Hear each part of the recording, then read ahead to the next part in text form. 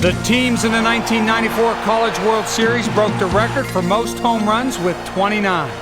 But it was a collection of spectacular defensive plays that kept the fans on the edge of their seats. First pitch is hit in the air to center field. Thompson coming on and dives. It's a hard bunt and diving catch by the third baseman. 0-1 pitch, curveball. Veritek goes down to second base. They got him. Shores comes up with the ball in right. They're going to send the runner from third. Here's the throw. He is out of there.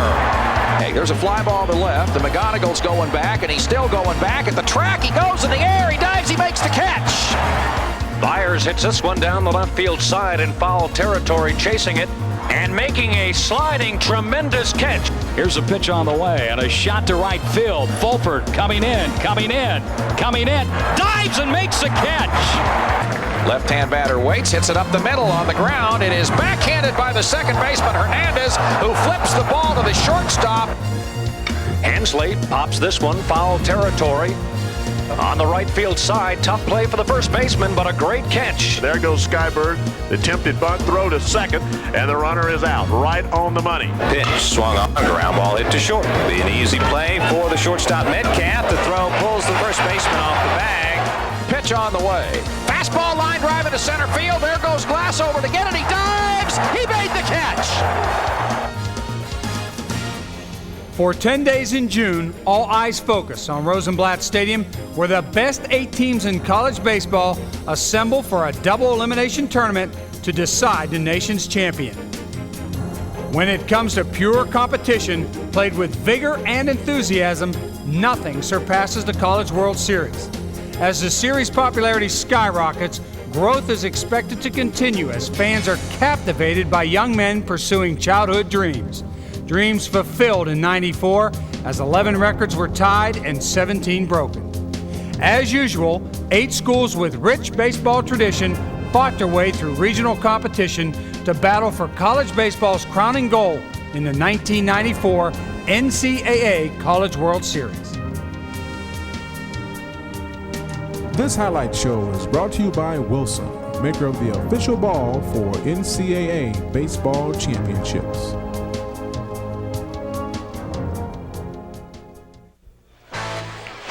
The series opening game pitted the second-seeded Yellow Jackets of Georgia Tech versus the Titans of Cal State Fullerton. Titans starter Mike Parisi's challenge was to stop the Georgia Tech power-laden bats, as he did in a remarkable 2-0, 10-strikeout performance against the Yellow Jackets earlier in the season.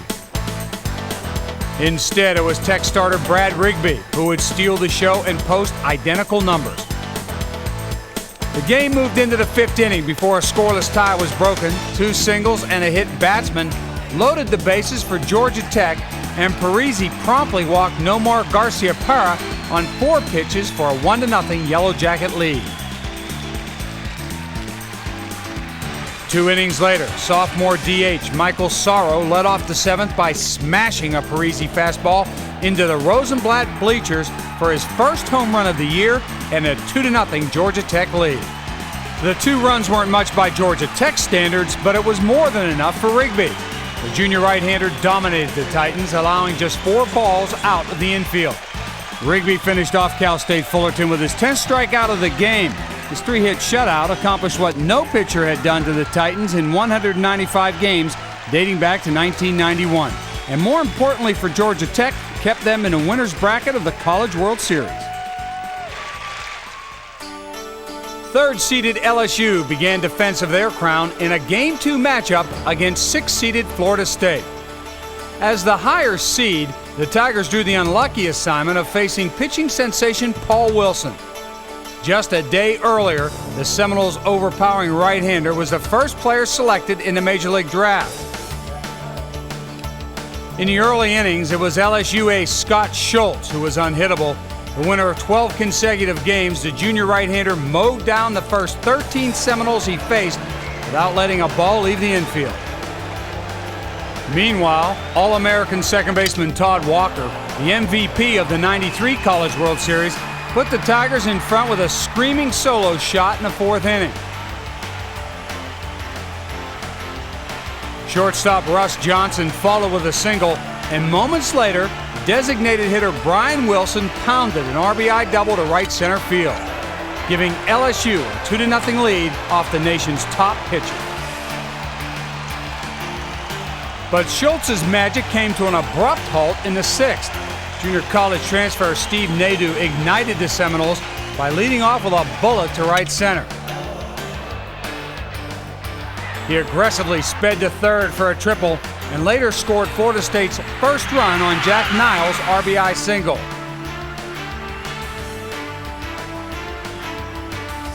After a single by Doug Minkowitz, the coach's son, Mike Martin Jr., stroked a game-tying hit up the middle. With the score tied 2-2 and their confidence renewed, the Seminoles blew the game open. Here's the stretch and the pitch, swung and grounded to Williams, and he booted it, picks it up and throws it wild, and Seminoles have the lead.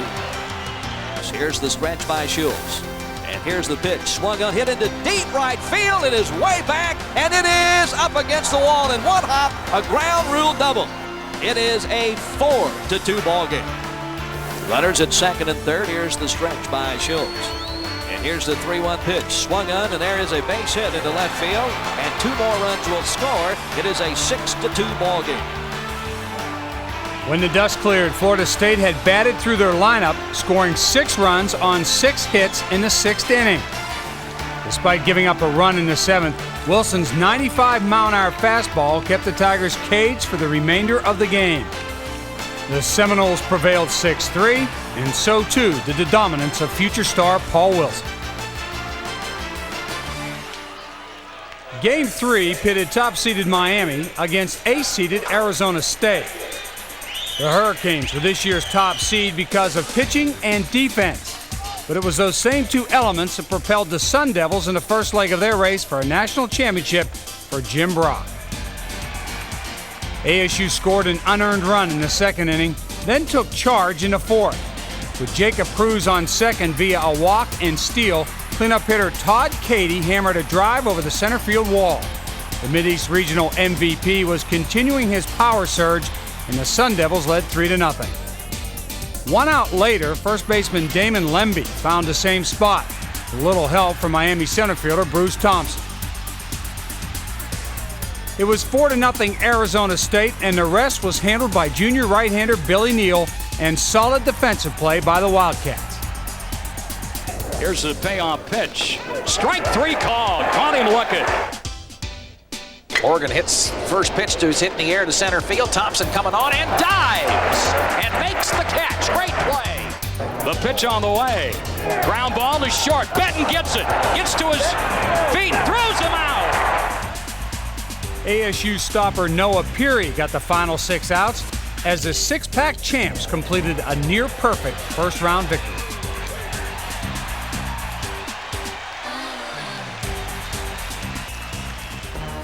The final first-round game featured 4th-seeded Oklahoma against 5th-seeded Auburn, and the 2 teams put together the first real nail-biter of the series. The Sooners relied on the pitching of sophomore lefty Mark Redmond, who fanned 10 of the first 18 batters he faced, and the hitting of first baseman Ryan Miner. Miner stroked a key hit in a 2-run 2nd inning with a double that scored Rich Hills from third. The 6'7" sophomore came through again in the 4th with an RBI single that scored Chip Glass from second for a 3-0 OU lead.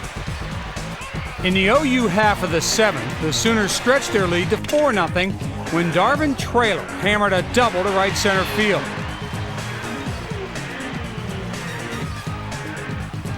He scored on a bloop single to center field by the Big 8 Player of the Year, Rick Gutierrez. Oklahoma had put together timely hits all year long, and nothing had changed against Auburn in the College World Series. Redmond was out dueling the NCAA career strikeout king John Powell and was working on a 5-hit shutout with 11 strikeouts heading into the 8th. But then it got a little crazy. The Tigers came to life with a leadoff home run by catcher Robert Lewis. A single by .400 hitter Jay Wagoner brought OU coach Larry Cashel out of the dugout. He wasted no time bringing in his knuckle curve specialist, Bucky Buckles. But two more singles, the first by third baseman Sean McNally and the second by the school's all-time hit leader, Brandon Moore, made it 4-2. A ground out by Mike Killamet scored McNally, and it was a one-run game as the Tigers came clawing back. The Sooners responded quickly in the bottom of the eighth when the speedy Chip Glass led off with a drive off the glove of center fielder Ken Key and motored all the way for an inside-the-park home run.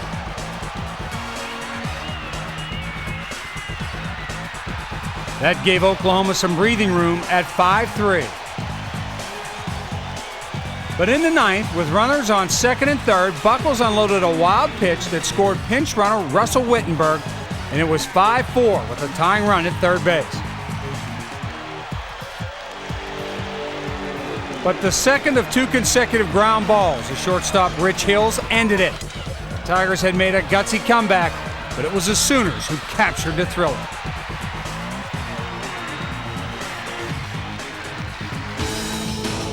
First round wins by Georgia Tech and Florida State created an Atlantic Coast Conference showdown in Game 5 as the College World Series moved to the winner's bracket. Trailing 1-0 in the fifth inning, the Yellow Jackets tied the game on Nomar Garcia-Parra's RBI single that scored Matt Sayer. Scott McIntyre followed with a single, bringing Veritek to the plate with 2 on. In the top half of the fifth inning, Veritek ready. The pitch to Veritek, swung on and hit deep and far. Off the foul pole, 3-run home run, Jason Veritek. And it's a knock for Veritek and the Jackets 4-1. Some shabby defense in the bottom of the inning allowed the Seminoles to close the gap quickly. 2 runs scoring when McIntyre wasn't able to handle a routine grounder, and it was 4-3. In the seventh, Mike Martin's style of manufacturing runs worked to tie the game. Mickey Lopez's sacrifice fly scored Steve Nadeau, who had walked and advanced to third. Then it was Veritek's defensive play in the final 2 innings that killed Florida State rallies. And the 1-2 pitch, there's the runner. The throw by Veritek is going to be in plenty of time. Jarrett off first. There he goes. There's the pitch. Hits it ball. Throw down to second base. Veritek has him again. 2 solid plays in the eighth and another in the ninth kept the score tied at 4-4 and sent the game into extra innings. Then in the top of the 10th, with runners at the corners, Veritek came through again. And the 3-1 pitch is a base hit into left field. Here comes Nomar on to score. It's a 5-4 lead. Still nobody out. RBI number 4 for Veritek. Veritek's go-ahead hit rattled the Seminoles and sparked an 8-run explosion that culminated with a number 9 hitter, Matt Sayer. And the pitch to Sayer. This one is high, deep. Omaha bound, a grand slam for Matt Sayer, and it's 12-4 over everything here at Rosenblatt Stadium. The Yellow Jackets were now 2-0 in the series and had taken control of Bracket 1. Combined, LSU and Cal State Fullerton own 4 of the last 15 college baseball titles, but they were on the brink of elimination in Game 6 of the '94 series. The Tigers were the defending champs thanks in large part to Brett Laxton, who logged the College World Series record 16 strikeouts and was the winning pitcher in the 1993 championship game. This time, facing the Titans, he didn't make it out of the first inning. Here's the pitch. He squares the bunt and does out in front of the mound. Lanier will have to go to first and does, and he threw it into right field. A run will score. My, oh my. A horrible start for LSU. Here's the stretch by Laxton, and here's the pitch, and it is a base hit into left field. That will score at least 1, and they will hold the runner at third. It's a 2-0 ball game, and there still is nobody out. Here's the stretch by Laxton, and here comes the payoff pitch, and he walked him, and it is a 3-0 ball game. And the bases are loaded, and there's nobody out. And the pitch to the plate is swung on, hit into center field for a base hit. That'll score another run. It is a 4-0 ball game. The bases are loaded with nobody out. Here's the stretch by Laxton, the 0-1. He squares to Bunt, does. Back to the mound. There is a play at the plate, and he is out at the plate. Now Lanier dropped the ball. Oh, my goodness. Now Skip's going to argue that one. Here comes the 3-0 pitch. All four, very high. 7-0. That'll be it for Laxton as Skip makes his way out to the mound. It was a stunning and unexplainable turn of events. Before the inning ended, Cal State Fullerton had sent 17 batters to the plate, loaded the bases 6 times, and tied the College World Series record for runs in one inning with 11. The Titans added to their cushion with a 2-run blast by Jeff Ferguson in the second and a solo shot by Jeremy Giambi in the third. It was Giambi's first home run of the year and upped the lead to 14-1. The Tigers made a valiant comeback attempt, but they could only push 6 runs across the plate. The final was 20-6, a humbling end for the defending champs who would head back to Baton Rouge. And for the Titans, a sudden surge in confidence that put them back in contention for a College World Series championship. The loser of Game 7 would leave Omaha after just 2 games, and both Miami and Auburn were determined to extend their stay in the 48th College World Series. The tense nerves that accompany the brink of elimination would surface in this game that would be dictated by 8 errors. The key play may have come in just the 4th at bat of the game when Miami DH Danny Bucksbaum lofted a high pop-up with 2 outs that Auburn second baseman Mark Bellhorn lost in the bright Omaha sun. Leadoff man Waiko Hernandez scored on the play, and instead of being out of the inning, the door was left wide open. After a single by Mexico City native Rick Gamma put runners at the corners, hot-hitting freshman Michael Torti, who had 3 home runs in the regional tournament, drove a towering 3-run blast over the left field wall. The Hurricanes had taken full advantage of error number 1. It was 4-0. Auburn cleanup man Brandon Moore nearly single-handedly brought the Tigers back. The school's all-time hit leader singled in the Tigers' first run in the 3rd. Auburn continued to roll in the 5th when Mark Bellhorn stepped to the plate. And the pitch to him, line towards right center field and deep. A long run for Thompson. He won't catch it. It's all the way to the wall. Bellhorn, how long will he run? He's rounding second, and he's going to head for 3rd. Here comes the relay. It's going to be close. He is safe as the ball gets away from the 3rd baseman, Alex Cora, and it's a leadoff triple for Mark Bellhorn in the 5th. This time, Moore brought him home with an infield grounder that shortstop Mike Metcalf couldn't handle, making it 4-2. Then in the 6th, with the bases loaded, Moore delivered again with a shot inside the bag at 3rd that doubled in Jay Wagner and Sean McNally to tie the game at 4-4.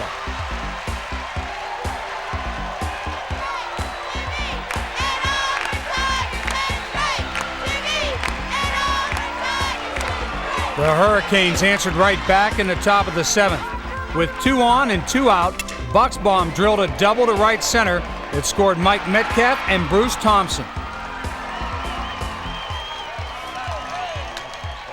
Gamma was up next, and he found the other alley, bringing home Danny Bucksbaum and extending the Miami advantage 7-4. Having lost the country's top reliever, Danny Graves, to a knee injury in their first-round game, the Canes turned to the nation's second-best reliever, Jay Tesmer, to close the door.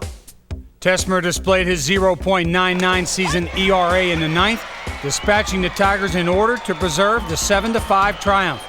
The number 1 seed had survived 6 errors, but an ugly win is better than any loss, and the Hurricanes were still alive. Emotions were running high as Game 8 commenced at Rosenblatt Stadium between Arizona State and Oklahoma. Prior to the start of this winner's bracket game, a saga surrounding Arizona State coach Jim Brock reached a new chapter when the ailing legend left the ballpark and returned ill to the team hotel. Drawing inspiration from the unoccupied chair in the dugout, ASU fought back to make it a great college baseball game. The Sooners grabbed the early first-inning lead when shortstop Rich Hills produced an RBI single that scored Darvin Traylor for a 1-0 OU advantage. The Sun Devils responded in their half of the first, starting with catcher Todd Katie's bad hop grounder that allowed leadoff man Scott Shores to score. 1 out later, first baseman Damon Lemby singled sharply to bring home Katie and give ASU the lead 2-1.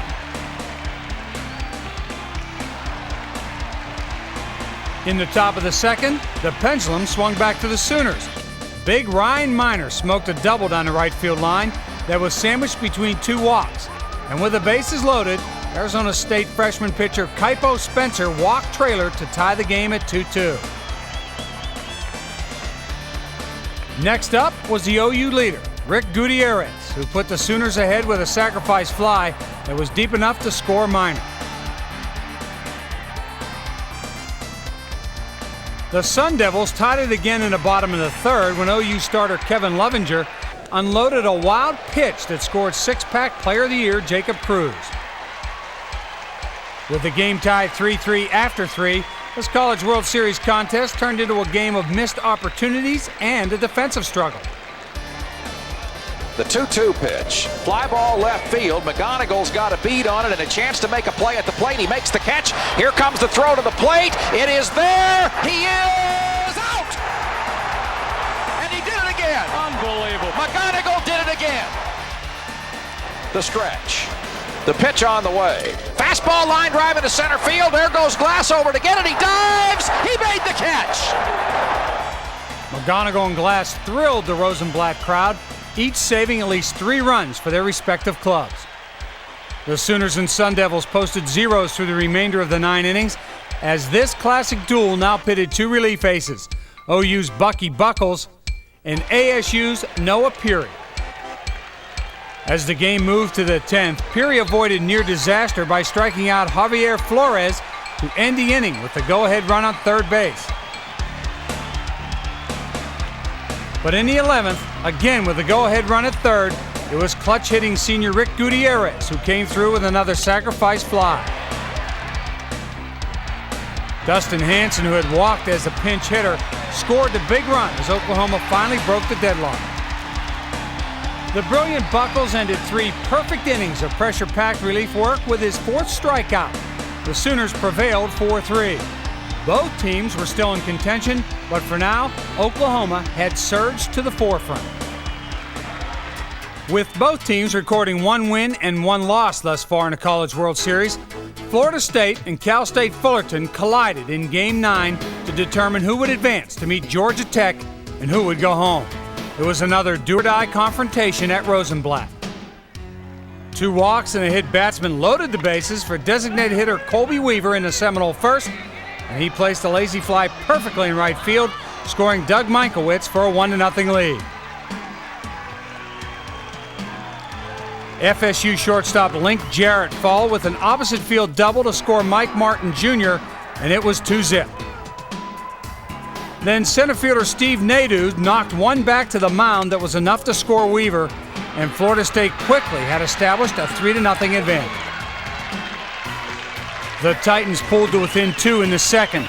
Then in the 5th, number 9 hitter Jack Jones, batting just .181, drilled a triple to the wall in center field.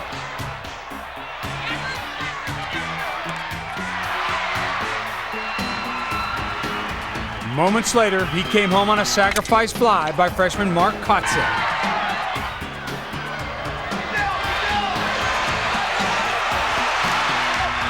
In the 7th, Kotze came through again and put Cal State Fullerton in the lead with a bases-loaded double to the opposite field. Skyberg and Jones scored, and the Titans were up 4-3. After an intentional walk to Dante Powell reloaded the bases, designated hitter Adam Milan got the 5th run home with a bouncer to hit the bag at second. The Titans led 5-3, and the real reason was senior right-hander Dan Rickaball, who had entered the game in the first and continued to totally silence the Florida State bats. As the game moved to the 8th, the Titans were looking to put the game away. They loaded the bases again for Kotze, and the versatile first-year man who played outfield and pitched put his name in the College World Series record book.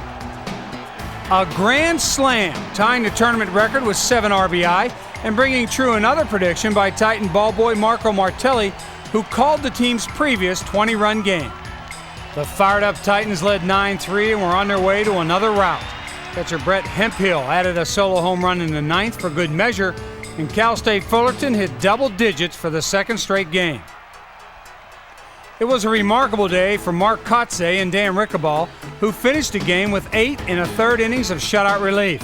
The Titans were on a roll, and while the Seminoles faced the reality of ending yet another outstanding season in their great history, Augie Garrido's team would move on to face Georgia Tech in Game 11.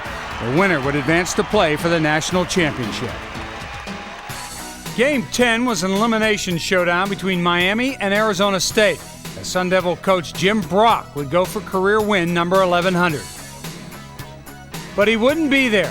In the ongoing side story of the series, Brock returned to Tempe and entered a hospital, leaving his dugout seat vacant for the second straight night. While the Sun Devils had to bounce back from the previous night's emotional loss, the wind had returned to the Hurricanes in their win over Auburn. They were now looking to destroy another victim. ASU freshman lefty Jason Bond wiggled out of a shaky first by allowing just one run, and then settled down and kept his team in the game until the big Sun Devil bats came alive. Kicks and fires, and Katie swings and hits a shot. Deep left center field. Way back goes Thompson, and this one is gone. It is gone, a home run. Signaled by the third base umpire. Thompson is arguing the case. The controversial call stood, and the score was 1-1. Henderson to the windup and the pitch to Cruz, a drive to right field. That ball's well hit. Good wood on that one. Good distance. Goodbye. It's a home run. And the Devils take the lead.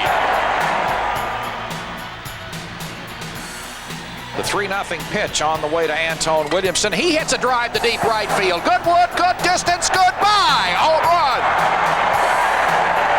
Boy, have they just rocketed the ball here in the 6th inning. Here's a pitch, there he goes, and a shot into left center field, way back. It's gone. A second home run of the ball game for Jacob Cruz. Boy, that one carried out of here quickly, didn't it? And here comes Morris, one pitch too late, perhaps. Miami pitcher Kenny Henderson had only allowed 3 home runs all year, but the Red Hot Sun Devils had yanked 4 in one night. The Hurricanes brought in Sean Duncan to stop the onslaught, but the home run derby continued. The payoff pitch, the runner goes, and a long one to deep right field, and Williamson has done it again. A 2-run shot, his second of the ball game, and the Devils expand their lead to 7-2. That one's for you, Jim Brock. The 3, 4, and 5 hitters in the ASU lineup had exploded, tying the College World Series single-game record with 5 home runs. Miami sliced the margin to 7-4 in the bottom of the 7th. With third baseman Alex Cora on second, regional MVP Alex Miranda unloaded to right center field. But the Devils added single runs in the 8th and 9th, and Noah Peary finished off a 9-5 triumph on sheer guts after throwing over 80 pitches a night earlier. The Hurricanes had run into a desert storm, and although their general was back in Tempe, the troops in Omaha continued their march toward the ultimate goal. 4 teams had survived the rigors of College World Series action thus far, and Game 11 between Georgia Tech and Cal State Fullerton could decide the Bracket 1 representative in the championship game. A Yellow Jacket win would propel the number 2 seed to Saturday's final, while a Titan triumph would force a rematch. Mike Parisi and Brad Rigby hooked up in the best pitching duel of the series in Game 1. Rigby and the Yellow Jackets prevailed 2-0, and the same duo would take center stage in this crucial contest. This time, however, the shutouts were gone in the first inning. Georgia Tech opened the game with Jason Varitek drawing a 2-out walk, which brought the nation's only 100 RBI man to the plate. There goes Varitek, and this one is drilled high and deep to left field. Going back is Mark Kotze, and the Jackets take the 2-0 lead here in the first inning.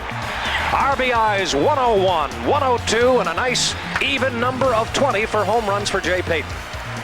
Cal State Fullerton made it 2-1 with a run in the first. Then in the fourth, Jeremy Giambi tied the game by pulling the trigger on his second home run of the year. Here's the 2-1 pitch and swung on. It's drilled into left field. Michael Smith is going back, looks up, and it's gone. Home run, Jeremy Giambi. And this game is tied at 2. He got a Brad Rigby fastball and parked it over the left field fence about 360. And we've got a 2-2 ball game. From there, Rigby and Parisi settled into another superb pitching duel with the help of some timely defensive plays. Here comes the pitch from Parisi. Swung on, hit it to feet into left field for a base hit. Is a runner going to be able to score? They're waving him. It's cut. Here's a throw to the plate, and Sara is out at the plate. Myers comes in with the pitch. There's a ground ball to second.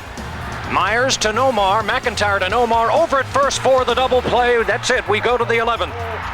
Tech outfield straight away, trying to cut things off. Here's the 0-2 pitch. There goes the run down to second base. There's Veritek, the All-American. He's a dead duck. They posted zeros through 7 straight frames as the game continued in extra innings. Finally, in the top of the 12th, All-American Nomar Garcia-Parra broke the drought.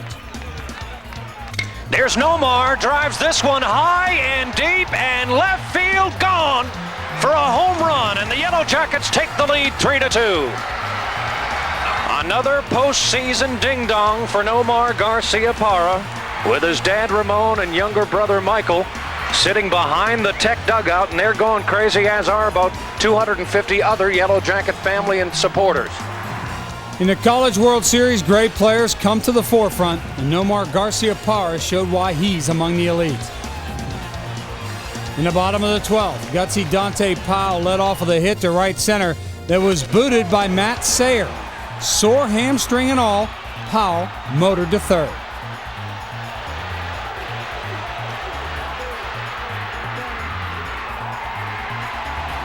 Two outs and 2 walks later, the bases were loaded, and the game came down to reliever Chris Myers versus reserve outfielder Brian King.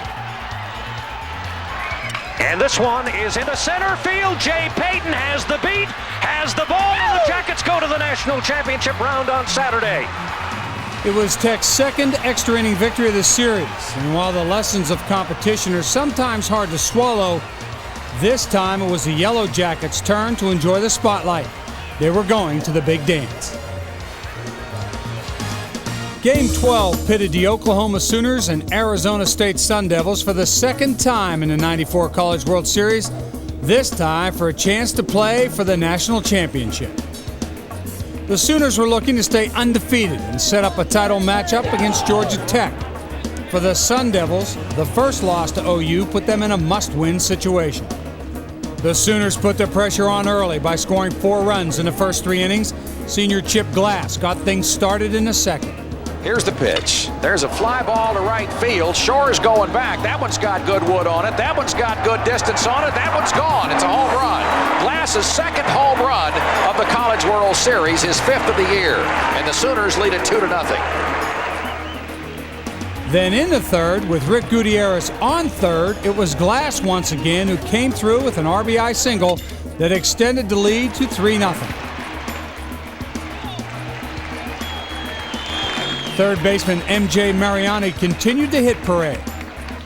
The 1-0 count, the pitch on the way to Mariani. There's a base hit to right center. A run will score. That'll make it 4-0 Sooners. Cruz over to cut the ball off, gets it back at the infield. 8 hits and 4 runs off Billy Neal. The Oklahoma Sooners were in command, but the power-hitting Sun Devils had slammed 5 homers in their last game. Larry Cashell's team knew it was far from over. ASU had wasted leadoff runners in each of the first 4 innings, but in the 5th, defensive star Billy McGonigal led off and didn't leave it to anyone else to bring him home. McGonigal hits a drive to deep left field. Good wood, good distance, goodbye. A home run. Just inside the foul pole. McGonigal just missed hitting it into his rooting section. His line drive homer made it 4-1, and the Rosenblatt crowd sensed the start of a comeback. But nobody told OU starter Mark Redmond. The All-Big 8 sophomore ended the inning by striking out Sean Tyler and proceeded to shut down Arizona State's big lineup. In the OU ninth, regional MVP Darvin Traylor put the crowning blow on the Sun Devils with a 2-run blast that made the final 6-1. In a game that had huge ramifications, the Sooners were nearly flawless. Cashell's Sooners put an end to Arizona State's dream of taking a trophy back for Jim Brock. The Sun Devils had simply run into a team that was on a postseason roll. Oklahoma was peaking at the right time, and they had one more to go. When the college baseball season hits the second Saturday in June, there's only one place teams want to be: Rosenblatt Stadium in Omaha. By that time, only 2 teams remain in the hunt for the national championship.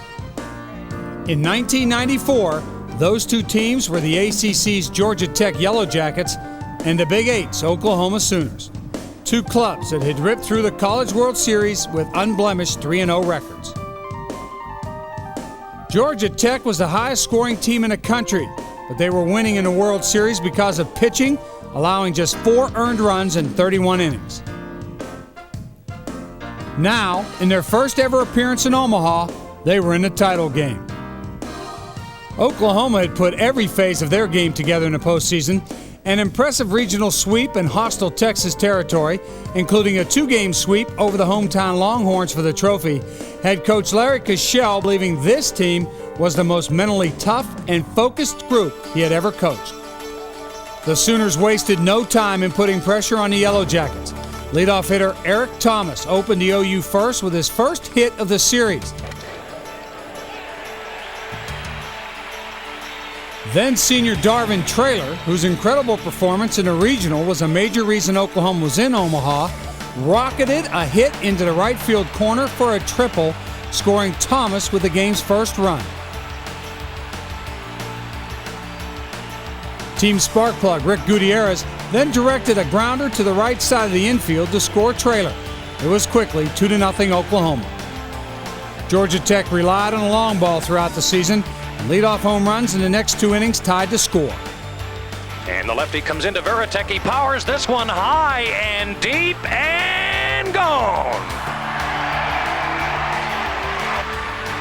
Jason Veritek with another home run here in Omaha. Now, Randy, 12 of Tech's 18 runs here in Nebraska have come on the long ball.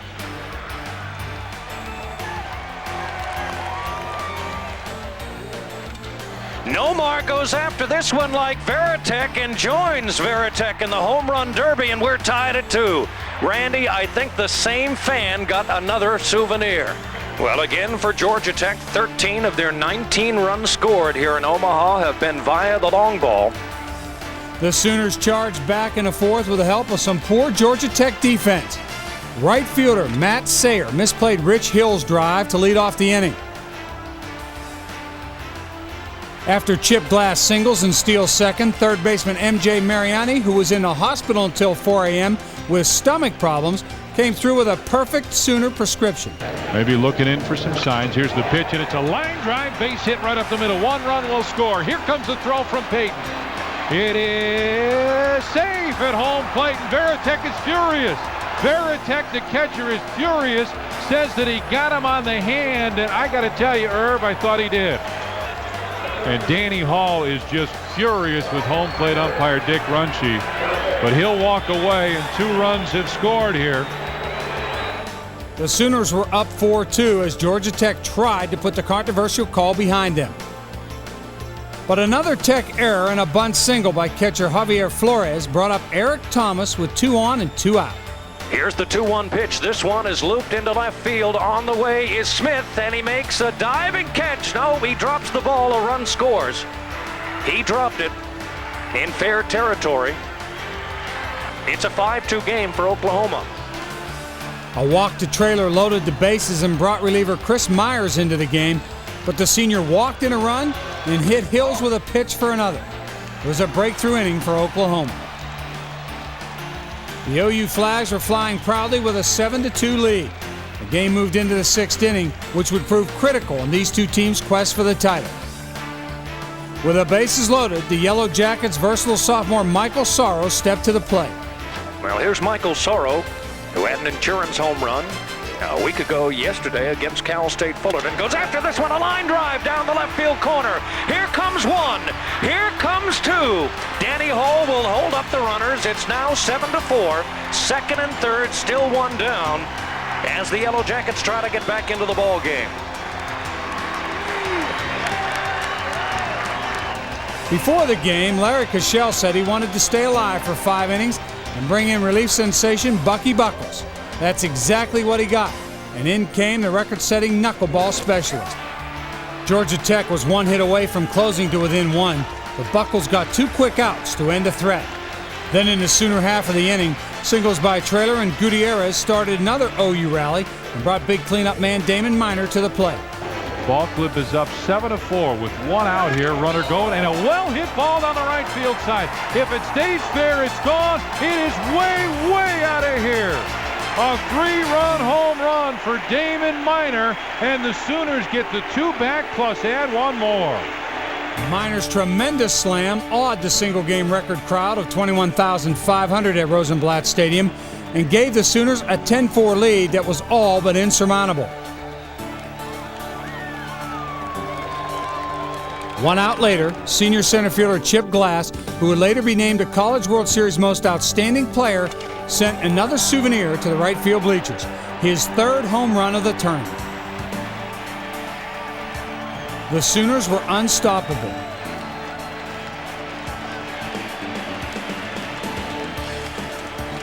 They continued the hitting binge in the 7th with 4 singles, scoring 2 more runs. Darvin Traylor scored the 13th to break the all-time College World Series record for runs in a championship game. Meanwhile, Buckles was in complete command. With the help of another error-free defensive effort by Oklahoma, Buckles breezed through the final 4 innings, allowing just a single run for a 13-5 final. Jason Varitek had a great College World Series. 13-5, his team is down, and he hits a little tapper out in front of home plate. Catcher throws, and the Oklahoma Sooners are national champions. In this 48th College World Series, the Sooners had done it all. Hitting, pitching, and defense. But most of all, it was their attitude. They came to Omaha to do a job, and it was a job well done. It takes great guys, great coaching staff to win the whole thing. It just doesn't take 2 guys or 3 guys.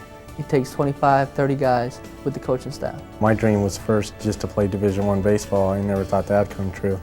And now that, that came true, and when I got here, then I wanted to go to the World Series. And when we got here, now it's win it. And now that we won it, it hasn't really hit me yet. It'll probably hit me tomorrow when I find out I don't have practice. But it's a great feeling just to know that we're on top of the nation, just #1 team in college baseball. We put it all together, pitching, hitting, defensively. We attacked offensively and defensively. It's a great feeling. It's something that I can sit here and say 7 years, on down the line, I can look back, with my family or wherever I'm at, and it's going to be a part of my life. It's always a big part of my life. I was there, and I always remember the guys that were a part of this tradition and the national champions. I had a meeting before the ball game with the players. I said, guys, you got 5 hours, and I want you to enjoy these 5 hours, because once we finish, whether we win or we lose, it'll never be the same, because it'll be one of the happiest moments of your life, and you need to enjoy these 5 hours. You're going to have great moments when you get married. You're going to have great moments when you become a father, but this is a great moment, and you have to enjoy it during these 5 hours, because once it's over, it's over. I said, I want you to leave it all on the field, and I want you to have fun, and the team who plays the loosest is going to win. Well, it's every coach's dream. You dream of winning your conference, you dream of winning the regional, you get to the World Series, you want to get the prize at the end, and this is the first time I've had the opportunity to do that, and it's a great feeling. That's what every coach dreams about doing. Larry Cashel and his Oklahoma Sooners were the 1994 NCAA champions of college baseball.